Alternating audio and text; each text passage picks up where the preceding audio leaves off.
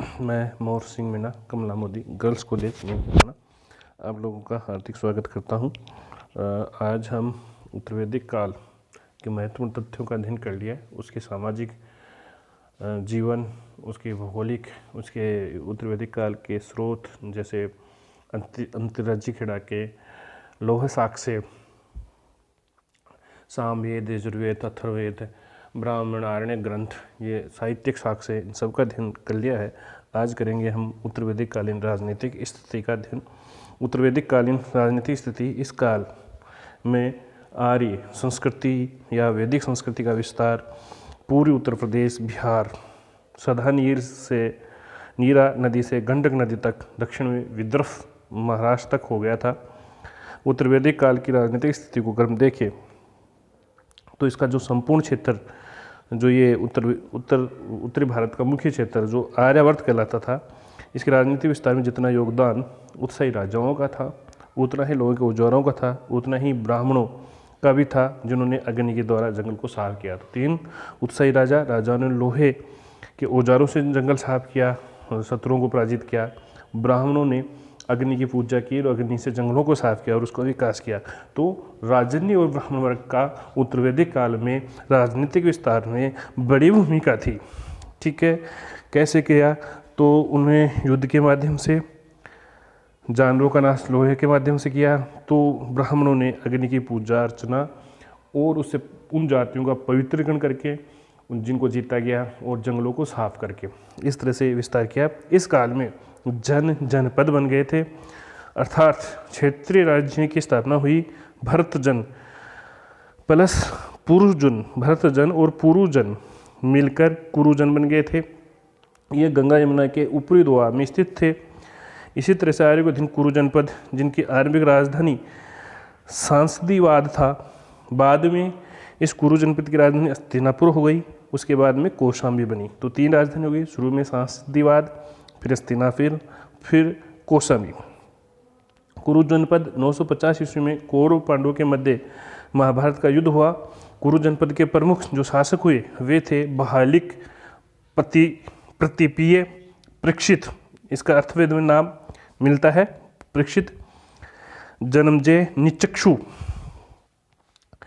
हस्तिनापुर बाढ़ से नष्ट हो गया, अतः कौशाम्बी नई राजधानी तीसरी बनी। सांसदीवाद पहली, दूसरी हस्तिनापुर और तीसरी कौशाम्बी बनी।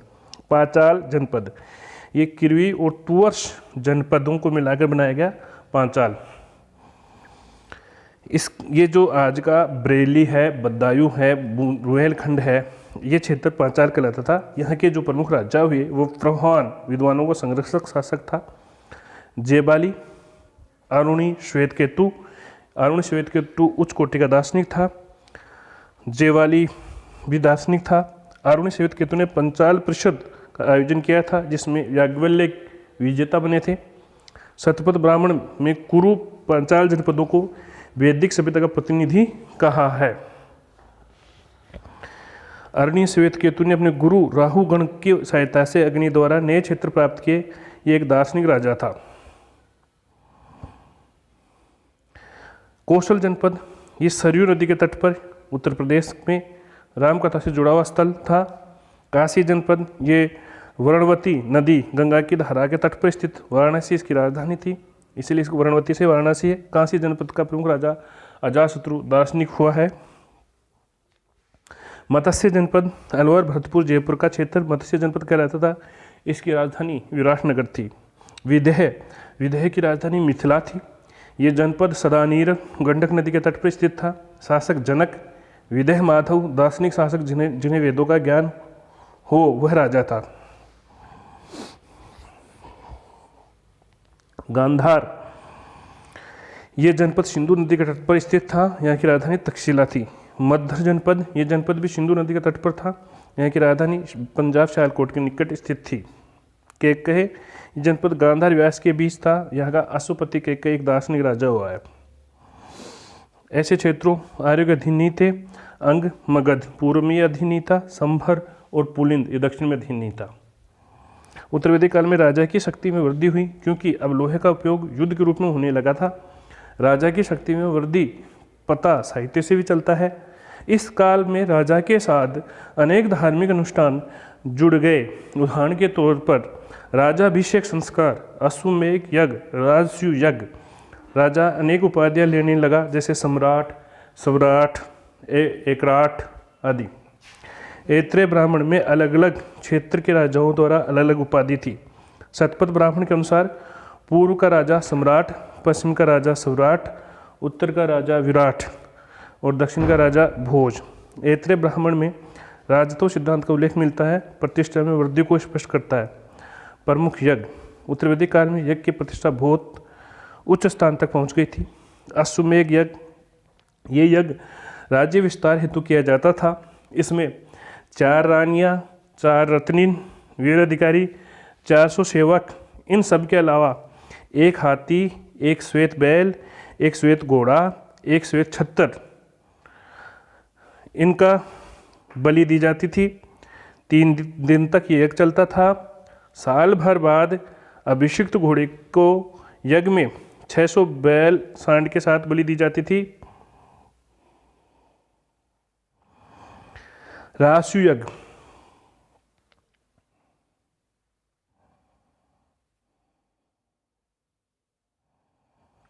राजा की प्रतिष्ठा और सम्मान बढ़ाने हेतु राजसूय यज्ञ का आयोजन किया जाता।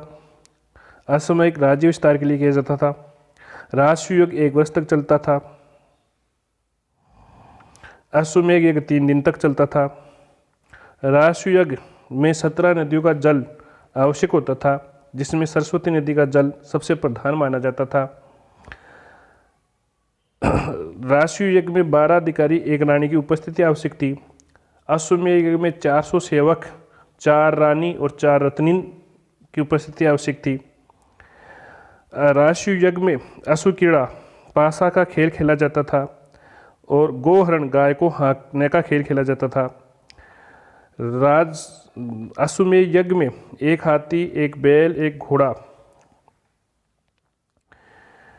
इनकी उपस्थिति आवश्यक थी और 600 सांड और 1 घोड़े की अभिषेक्ति के समय बलि दी जाती थी।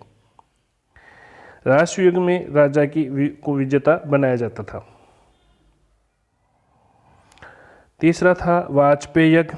वाजपेय यज्ञ का उद्देश्य राजा की शारीरिक आत्मिक शक्ति में वृद्धि करना, उसे नव यौवन प्रदान करना था। रथ धावन, रथ दौड़ का आयोजन होता था, जिसमें राजा को विजेता बनाया जाता था। इस यज्ञ की वैदिक काल का ओलंपिक भी कहा जाता है। अधिकारियों की संख्या में बढ़ोतरी 20 हो गई थी। इनमें 12 स्थायी अधिकारी थे, जो इस प्रकार हैं।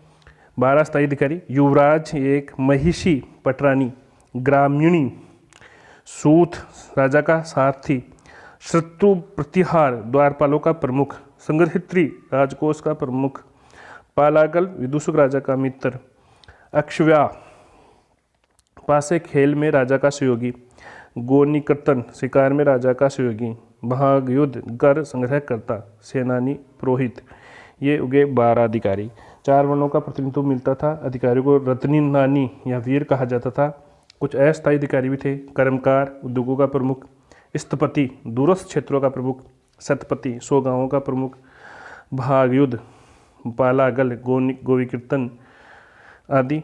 उत्तर वैदिक काल की कुछ अन्य विशेषताएं भी थी। राजनीतिक विद्वत, इसका बहुत कम उल्लेख हुआ इसमें। उत्तर वैदिक काल में 22 बार ही उल्लेख हुआ अथर्ववेद में। सभा और समिति पहले की तुलना में ज़्यादा महत्वपूर्ण हो गई। राजा पर नियंत्रण का कार्य करती थी। अथर्ववेद में सभा का 7 बार, समिति का 13 बार। इस काल में कर प्रणाली नियमित हो गई, अस्थायी हो गई। बलि, दैनिक उपयोग की वस्तुएं नामक कर प्रणाली भी अस्थायी हो गया। भाग, भोग, शुल्क नामक कर भी उत्पन्न हुए। भाग भू राजस्व कर था, भोग हमेशा दैनिक उपयोग की वस्तुएं, शुल्क व्यापारिक कर, चुंगी सभी के लिए अनिवार्य थी। राजकोष कुछ समृद्ध हुआ, फिर भी राजा की स्थायी सेना, रक्त संबंध से पृथक नौकरशाही का विकास इस काल में नहीं हो पाया। कारण इस काल में भी अर्थव्यवस्था निर्वाह रूप में ही बनी हुई थी।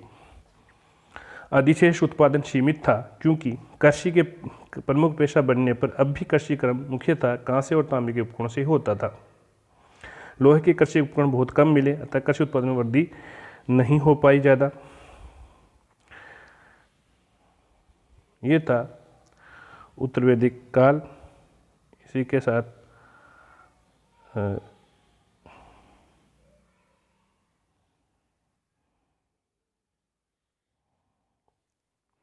उत्तर वैदिक काल का राजनीतिक स्थिति के अलावा उत्तर वैदिक काल के धार्मिक जीवन के बारे में और थोड़ा सा अध्ययन कर लेते हैं, फिर इस टॉपिक को, ये टॉपिक पूरा हो जाएगा।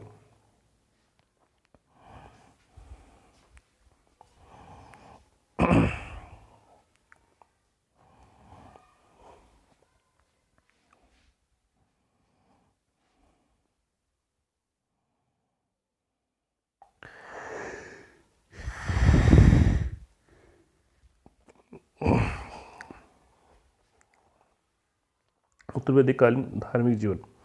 इस काल में धर्म उत्तरी दोआब ब्राह्मणों के प्रभाव के कारण आर्य संस्कृति का केंद्र बन गया। ऋग्वेद काल के दो प्रमुख देवता इंद्र और अग्नि का अब पहले जैसा महत्व नहीं रहा। उनके स्थान पर उत्तर वैदिक काल में प्रजापति, जो देवकुल में सृष्टि का निर्माता था, को सर्वोच्च स्थान मिल गया। इंद्र और अग्नि की जगह प्रजापति प्रमुख देवता हो गया, जो सृष्टि का निर्माता हो गया। विष्णु को सर्व संरक्षक के रूप में पूजा जाने लगा। सृष्टि के निर्माता के रूप में प्रजापति को, सृष्टि के संरक्षक के रूप में विष्णु को, और ऋग्वेदिक कालीन पूषण देवता, जो पशुओं का देवता था, उत्तर वैदिक काल में पूषण और शूद्रों का देवता हो गया।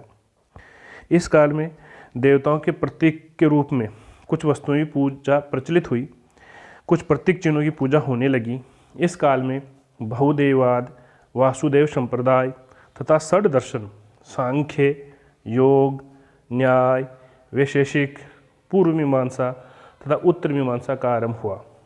उत्तर वैदिक काल में उपासना की पद्धति में यज्ञ एवं कर्मकांड प्रमुख हो गए। हालांकि इस काल में भी आर्य भौतिक सुखों की कामना हेतु देवताओं से यज्ञ तथा प्रार्थनाएं करते थे। यज्ञों में बड़ी मात्रा में कर्मकांड बढ़ा एवं मंत्रों के शुद्ध उच्चारण पर बल दिया गया। यज्ञों में पशु बलि दी जाने लगी, जिससे वैश्य वर्ण असंतुष्ट हो गया। इस काल में यज्ञ का महत्व इतना बढ़ गया कि देवताओं को भी यज्ञ के अधीन माना गया तथा देवता और पृथ्वी की उत्पत्ति भी यज्ञ से बताई गई। यज्ञ की महत्ता बढ़ गई थी। पुरुष प्रधान समाज के तत्व प्रबल होने के साथ देवियों का महत्व कम हुआ, क्योंकि समाज में पुरुष प्रभुत्व प्रभाव के तत्व प्रबल हो रहे थे। यहाँ तक कि इस काल में इंद्र, अग्नि, वरुण जैसे देवताओं का महत्व भी कम हो गया। प्रजापति, विष्णु, यक्ष, गंधर्व, दिग्पाल जैसे अर्ध देवता प्रमुख देवताओं के सहायक के रूप में स्थापित हुए। वैदिक काल ऋग्वैदिक और उत्तर वैदिक धर्म के स्वरूप में परिवर्तन निम्न रूप से हुआ। मैक्स मुलर ने कहा कि इस काल में अवसर विशेष पर देवता जो सर्वोच्च होता था, अन्य गौण हो जाते हैं, हिनोथिज्म, उसका विकास हुआ। उत्तर वैदिक काल में बढ़ते मानसिक विकास का सूचक है एकेश्वरवाद। आरण्यक उपनिषद में देवता एक ही है, अर्थात ब्रह्मा सर्वोच्च देवता है, परमात्मा है, इसका विकास हुआ। एक तत्ववाद, उपनिषदों में कहा एक ही तत्व है जिसे ब्रह्मा, देवता, मनुष्य, सृष्टि, पेड़ पौधे, आजीव की उत्पत्ति हुई है। प्रमुख धार्मिक पुरोहित का उदय होता, मुख्य प्रार्थना करने वाला, इस पुरोहित ने ऋग संहिता का पुनर्सृजन किया। उद्गाता, सामवेद का गायन करने वाला पुरोहित। अथर्वणीय, यजुर्वेद का मंत्रोच्चारण करने वाला पुरोहित। ब्रह्मा, इन सभी यज्ञों को विधिपूर्वक संपन्न करने वाला पुरोहित। इन सब का उदय इस काल में हुआ। ये था उत्तर वैदिक काल। इसी के साथ ये अध्याय समाप्त होता है। अगले अध्याय में फिर आगे अध्ययन करेंगे 16 महाजन पदों का। Okay, thank you.